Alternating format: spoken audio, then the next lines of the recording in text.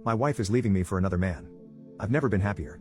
She met a guy at work and came home one day telling me she was in love with him, no longer loved me, and wanted a divorce. This was a guy she'd only known for 3 months. At the time, she and I had been together since we were in our 20s. We have 3 kids. Well, I tried to fight for my marriage and didn't want a divorce, but she simply would not stop seeing this guy. After one weekend where she disappeared from Friday afternoon to Sunday night, I ended up throwing her out of the house. She immediately moved in with this guy. The only excuse she ever gave me was, "I never wanted to hurt you, but there's just something about this guy, and I deserve to be happy."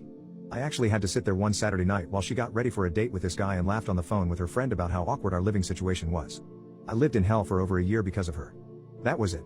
That was the depth of her reasoning for throwing everything we built together away. We ended up finalizing our divorce in early 2022.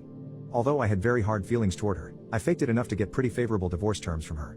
It seemed she was so eager to be with her dream man that she didn't have time for a long divorce. So in the end, I got to keep my pension and the house, which I had bought for my grandmother. I did have to give her half of my 401k. However, the effect on our kids was pretty devastating. All 3 of them took it very hard. My oldest son told her that if she chose this man, he'd never have a relationship with her again. As of right now, neither of our sons has a relationship with their mother. Our daughter does talk to her from time to time, but their relationship is very strained, to say the least.